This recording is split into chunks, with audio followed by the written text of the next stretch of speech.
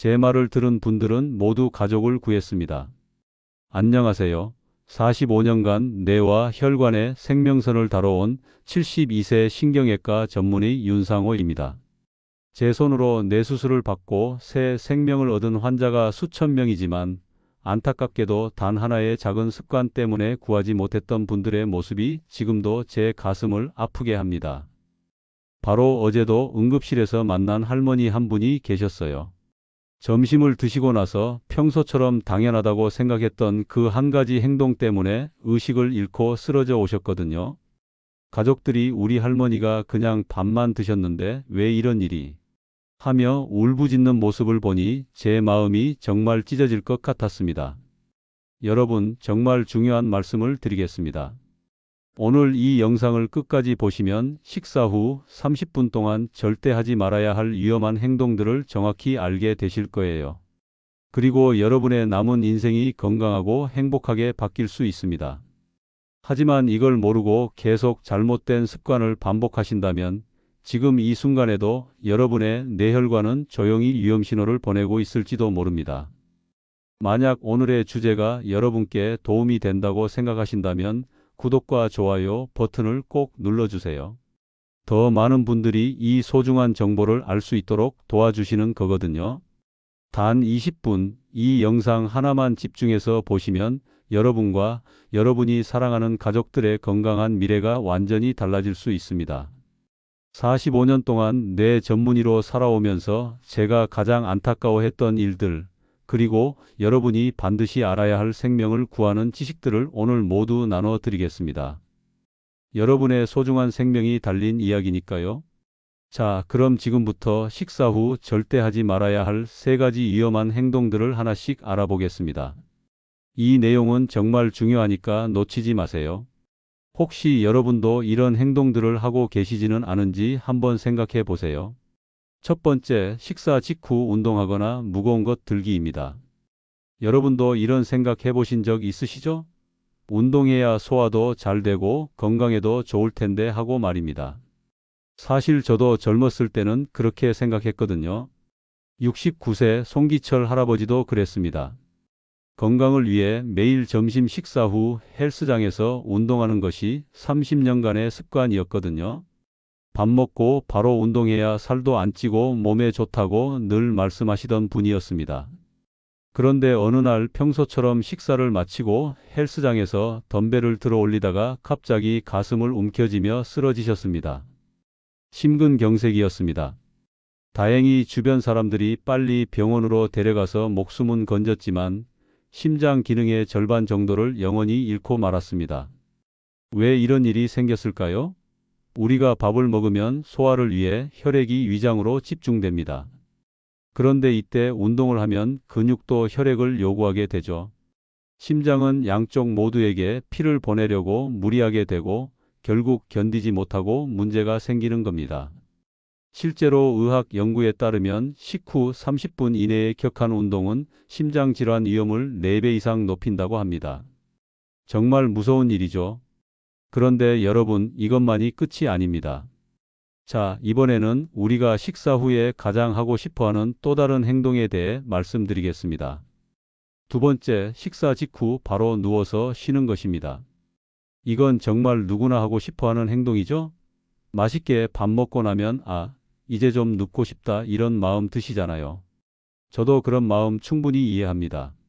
인천에 사는 73세 조영희 할머니도 평생 그렇게 지내오셨거든요. 식사 후 30분 정도 거실 소파에 누워서 쉬시는 게 일상이었습니다. 밥 먹고 좀 누워야 편하지 하시면서 말입니다. 그런데 작년 겨울 평소처럼 저녁 식사를 마치고 소파에 누워 계시다가 갑자기 숨이 막히는 듯한 고통을 느끼셨습니다. 응급실로 급하게 실려갔는데 위에 있던 음식과 위산이 기도로 들어가서 폐에 염증을 일으킨 상태였습니다. 흡인성 폐렴이라고 하죠. 여러분, 우리가 누워 있으면 위에 있던 내용물이 식도 쪽으로 거슬러 올라올 수 있습니다. 그게 기도로 들어가면 정말 위험한 상황이 되는 거죠. 특히 나이가 드시면 기도를 보호하는 반사작용이 약해져서 더욱 조심하셔야 합니다. 의학 연구에서도 식후 즉시 누울 경우 위산 역류 위험이 5배 이상 높아진다고 나와 있습니다. 이 두 가지만 해도 충분히 무서우시죠? 하지만 아직 한 가지가 더 남아 있습니다. 마지막 세 번째는 여러분이 하루의 피로를 풀기 위해 가장 좋아하실 만한 일입니다. 세 번째, 식사 직후 뜨거운 목욕이나 사우나입니다. 이것도 참 유혹적인 일이죠. 따뜻한 물에 몸 담그고 하루 피로를 풀면 얼마나 좋을까 하는 마음, 저도 너무 잘 압니다. 71세 한미영 할머니는 저녁 식사 후 뜨거운 물로 목욕하시는 게 평생 습관이었습니다. 이게 내 하루의 낙이야 하시면서 항상 즐거워하셨거든요. 그런데 지난 겨울 평소처럼 식사를 마치고 욕실로 들어가셨다가 갑자기 어지럼증을 느끼며 쓰러지셨습니다. 뇌경색이었습니다. 다행히 며느리가 빨리 발견해서 병원으로 갔지만 오른쪽 몸을 제대로 움직이지 못하게 되셨습니다. 무슨 일이 일어난 걸까요? 우리가 식사를 하면 소화를 위해 혈액이 위장으로 집중됩니다. 그런데 뜨거운 물에 들어가면 혈관이 늘어나면서 피부 쪽으로도 혈액이 몰려가게 되죠. 그러면 뇌로 가야 할 혈액이 부족해져서 문제가 생기는 겁니다. 일본의 한 연구에서는 식후 즉시 뜨거운 목욕을 할 경우 뇌혈관 질환 발생률이 거의 3배 가까이 높아진다고 발표했습니다. 여러분, 이 세 가지가 우리가 일상에서 자연스럽게 하고 있는 행동들이지 않나요? 하지만 이제 아시겠죠? 얼마나 위험한 일인지 말입니다. 그렇다고 너무 걱정하지는 마세요. 자, 그럼 이제 우리가 식사 후에 어떻게 해야 건강하고 안전하게 지낼 수 있는지 그 소중한 방법들을 함께 알아보겠습니다. 자, 그럼 이제 우리가 식사 후에 어떻게 해야 건강하고 안전하게 지낼 수 있는지 그 소중한 방법들을 함께 알아보겠습니다. 사실 방법은 그리 어렵지 않습니다. 우리가 조금만 신경 쓰면 되는 간단한 것들이거든요. 제가 45년 동안 환자분들을 보면서 정말 효과가 있다고 확신하는 4가지 방법을 알려드리겠습니다. 첫 번째, 식사 후 30분간 바른 자세로 앉아 계시는 것입니다. 그냥 앉아만 있으면 되는 건가요? 하고 생각하실 수 있는데 맞습니다. 정말 간단한 일입니다. 울산에 사는 68세 임동수 할아버지는 평생 소화불량으로 고생하셨습니다. 밥만 드시면 속이 더부룩하고 트림이 계속 나와서 정말 괴로워하셨거든요. 그런데 제가 권해드린 대로 식사 후 30분간 의자에 바르게 앉아 계시기 시작하셨습니다. 그냥 허리 펴고 앉아만 있으면 되는 거예요? 하고 반신반의하셨는데 놀랍게도 한 달 후부터 소화불량이 완전히 사라졌습니다. 왜 이렇게 효과가 있을까요? 우리가 바른 자세로 앉아 있으면 이와 장이 제자리에서 편안하게 일할 수 있습니다. 중력의 도움도 받을 수 있고요. 반대로 구부정하게 앉거나 누워 있으면 장기들이 눌려서 소화가 잘 안 되는 거죠. 이것만으로도 소화 효율이 30% 이상 좋아진다는 연구 결과가 있습니다. 정말 간단하죠? 그런데 여기서 한 가지 더 중요한 것이 있습니다. 두 번째, 미지근한 물을 조금씩 천천히 마시는 것입니다. 여러분, 식사 후에 목이 마르실 때가 있으시죠? 그때 차가운 물이나 뜨거운 차를 벌컥벌컥 마시고 계시지는 않나요? 70세 강순자 할머니는 평생 속쓰림 때문에 고생하셨습니다. 특히 식사 후에는 항상 차가운 물을 많이 마시셨거든요. 속이 화끈거려서 찬물로 식혀야겠다 하시면서 말입니다. 그런데 제가 미지근한 물을 조금씩 천천히 마시라고 권했더니 2달 만에 30년 넘게 복용하던 위장약을 끊을 수 있었습니다. 물 마시는 방법만 바꿨는데 이렇게 달라질 줄 몰랐어요 하시더라고요. 미지근한 물은 우리 위장에 부담을 주지 않으면서도 소화를 도와줍니다. 너무 찬 물은 위장을 자극하고 너무 뜨거운 물은 혈관을 확장시켜서 좋지 않거든요. 그리고 조금씩 천천히 마시면 위에 부담을 주지 않으면서도 소화액의 농도를 적절하게 유지할 수 있습니다. 이렇게 해서 2가지만 해도 벌써 많이 달라지실 겁니다. 그런데 여기서 끝이 아닙니다. 마지막으로 제가 꼭 권하고 싶은 것이 있습니다. 세 번째, 가족이나 주변 분들과 편안한 대화를 나누는 것입니다. 이것도 건강과 관련이 있나요? 하고 생각하실 수도 있는데 정말 중요한 일입니다. 부산에 사는 74세 오명철 할아버지와 72세 김영희 할머니 부부는 평생 식사 후에 각자 TV만 보시거나 조용히 계셨습니다. 그런데 제 권유로 식사 후 15분간 그날 있었던 일들을 서로 이야기하기 시작하셨어요. 처음에는 나이 들어서 무슨 할 말이 있겠어요 하셨는데 지금은 이 시간이 하루 중 가장 즐거운 시간이 되었다고 하십니다. 더 놀라운 것은 두 분 모두 혈압이 안정되고 잠도 훨씬 잘 주무시게 되었다는 거예요. 왜 이런 효과가 있을까요? 편안한 대화는 우리 마음을 안정시켜 줍니다. 스트레스가 줄어들면 자율신경계가 안정되고 그러면 소화도 훨씬 잘 되는 거죠. 웃으면서 대화하면 복근도 자연스럽게 움직여서 소화에 도움이 됩니다. 실제로 식후 긍정적인 대화를 나누는 사람들의 소화 호르몬 분비가 20% 이상 증가한다는 연구도 있습니다. 자, 이제 마지막 네 번째입니다. 이것이 정말 중요한 포인트입니다. 네 번째, 식사 후 30분이 지난 다음에 가볍게 산책하는 것입니다. 여기서 중요한 것은 30분이 지난 다음이라는 점입니다. 바로 하시면 안 되고 반드시 30분을 기다리셔야 합니다. 67세 정태훈 할아버지는 당뇨로 고생하고 계셨습니다. 혈당 조절이 잘 안 되어서 약을 늘려야 하나 고민하고 계셨거든요. 그런데 제가 권한대로 식사 후 30분 뒤에 아파트 단지를 한 바퀴씩 천천히 걸으시기 시작했습니다.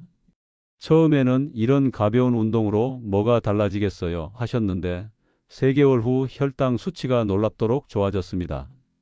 지금은 당뇨약 용량을 절반으로 줄였고 체중도 3kg이나 빠졌다고 하십니다. 여기서 말하는 가벼운 산책이란 걸으면서 어렵지 않게 대화를 할 수 있는 정도의 걷기를 말합니다. 숨이 차거나 힘들면 안 되고 편안하게 걸으시면 됩니다. 30분 후에 가벼운 산책은 정말 많은 효과가 있습니다. 혈당을 안정시켜주고 소화를 도와주며 혈액순환도 좋아집니다. 무엇보다 이 시간에는 이미 소화가 어느 정도 진행되어서 운동에도 안전한 거죠. 여러분, 이 네 가지만 기억하시면 됩니다. 30분간 바르게 앉기, 미지근한 물 조금씩 마시기, 편안한 대화 나누기, 그리고 30분 후에 가볍게 걷기. 정말 간단하지 않나요? 하지만 여기서 끝이 아닙니다. 이제 좀 더 구체적이고 실용적인 정보들을 알려드리겠습니다. 여러분의 건강을 한 단계 더 업그레이드 할 수 있는 소중한 내용들입니다. 먼저 여러분이 가장 궁금해하실 것부터 말씀드리겠습니다. 사실 나이가 들수록 우리가 젊었을 때처럼 많이 먹으면 안 됩니다. 소화 기능이 예전 같지 않게 됩니다. 제가 오랜 경험으로 찾아낸 황금 비율이 있습니다. 여러분의 주먹 크기 정도의 밥, 그리고 손바닥 크기 정도의 반찬을 드세요. 이게 딱 적당한 양입니다.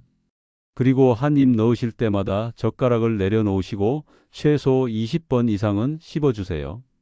천천히 먹는 것만으로도 소화가 훨씬 잘 됩니다.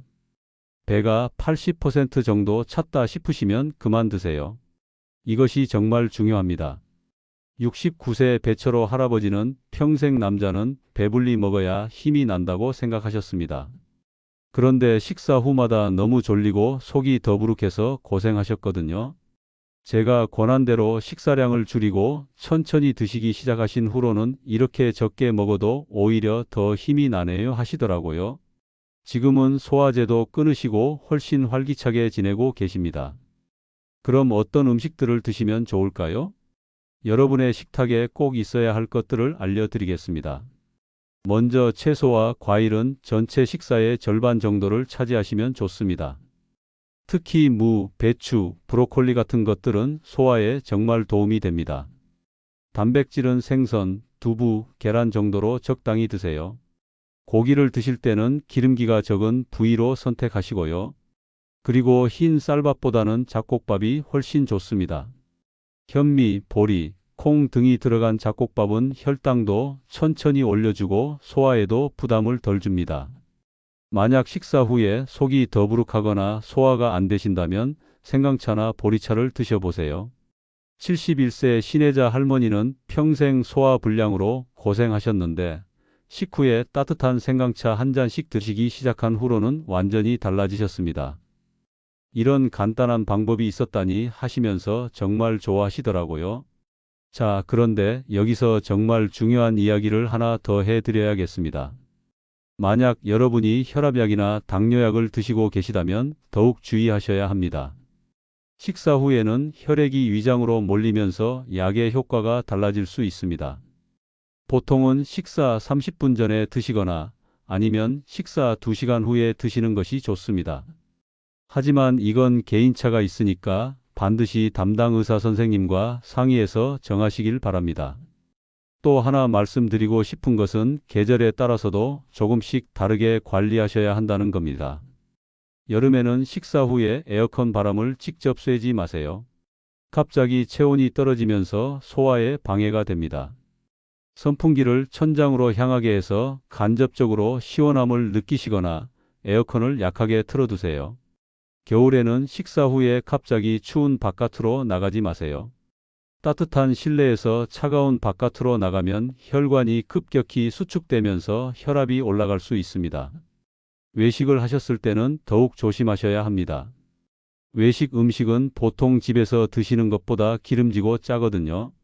그래서 소화에 더 부담이 됩니다. 외식 후에는 집에 돌아와서 바로 눕지 마시고 최소 1시간은 활동적으로 지내세요. 마지막으로 혼자 사시는 분들께 특별히 당부드리고 싶은 말씀이 있습니다. 혼자 식사하실 때는 특히 식후 관리에 신경 쓰셔야 합니다.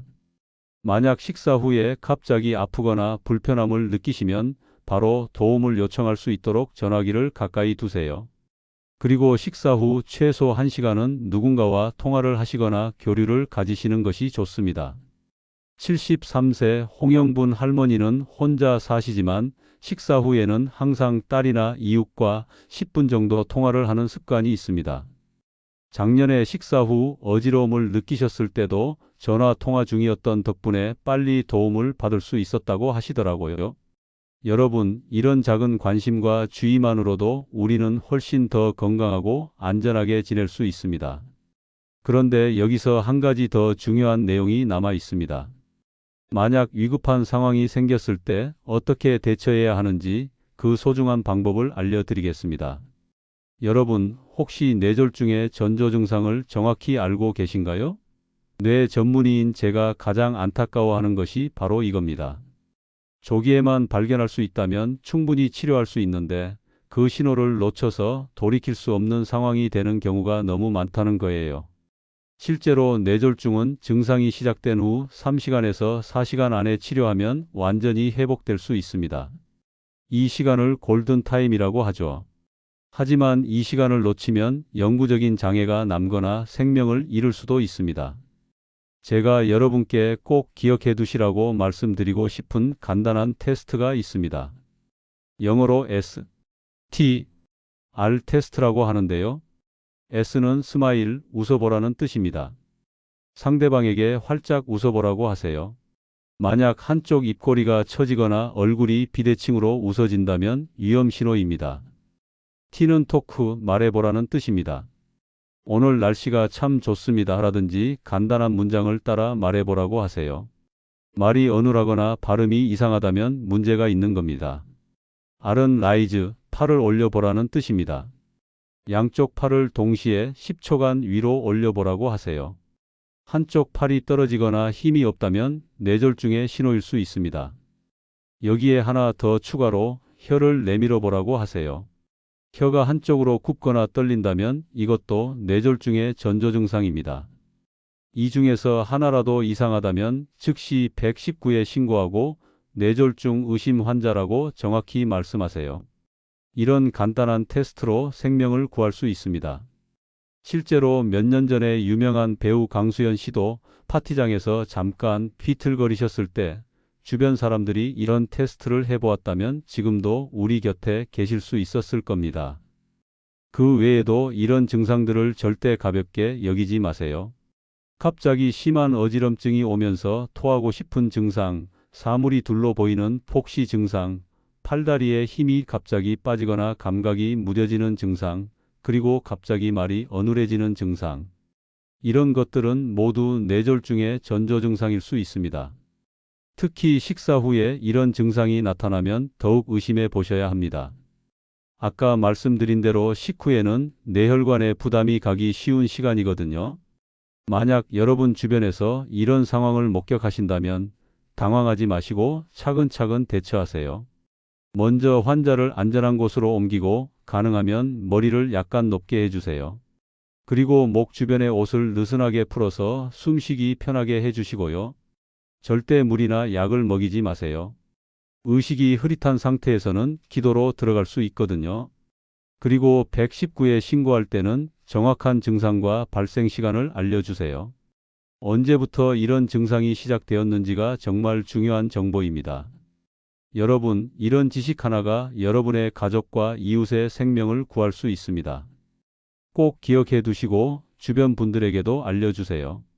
오늘 우리가 함께 알아본 내용들을 한번 돌아보세요.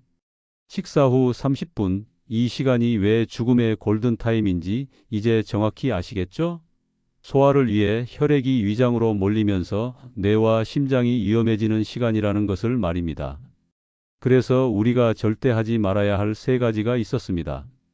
식사 직후 격렬한 운동하기, 바로 누워서 쉬기, 그리고 뜨거운 목욕하기. 이 세 가지만 피해도 여러분은 큰 위험에서 벗어날 수 있습니다. 대신 우리가 해야 할 네 가지 건강한 습관도 배웠습니다. 30분간 바른 자세로 앉기, 미지근한 물 조금씩 마시기, 가족과 편안한 대화 나누기, 그리고 30분 후에 가볍게 산책하기. 정말 간단한 것들이지만 여러분의 건강을 완전히 바꿀 수 있는 소중한 습관들입니다. 여러분, 이 모든 내용이 어렵지 않다는 걸 아셨을 겁니다. 특별한 도구도 필요 없고 많은 돈이 드는 것도 아닙니다. 그냥 우리가 평소에 하던 습관을 조금만 바꾸면 됩니다. 45년 동안 뇌 전문의로 살아오면서 제가 가장 안타까웠던 것은 조금만 일찍 알았더라면 구할 수 있었을 텐데 하는 분들이 너무 많았다는 겁니다. 하지만 여러분은 이제 다릅니다. 오늘 이 영상을 끝까지 보신 여러분은 그런 후회를 하지 않으셔도 됩니다. 오늘부터 바로 실천해 보세요. 이 소중한 정보를 여러분만 알고 계시지 마세요. 여러분의 부모님, 형제자매, 그리고 주변의 이웃들에게도 꼭 알려주세요. 여러분의 작은 관심 하나가 누군가의 생명을 구할 수 있습니다. 만약 오늘 내용이 도움이 되셨다면 구독 버튼과 좋아요 버튼을 꼭 눌러주세요. 댓글로도 여러분의 경험이나 궁금한 점들을 남겨주세요. 건강한 습관이라는 것은 하루아침에 만들어지는 게 아닙니다. 매일매일 조금씩 실천하면서 몸에 배도록 하는 것이 중요합니다. 오늘 배운 내용들을 일주일만 실천해 보세요.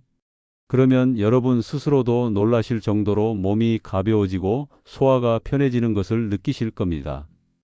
오늘도 귀한 시간 내어서 끝까지 들어주셔서 정말 감사합니다. 건강하세요.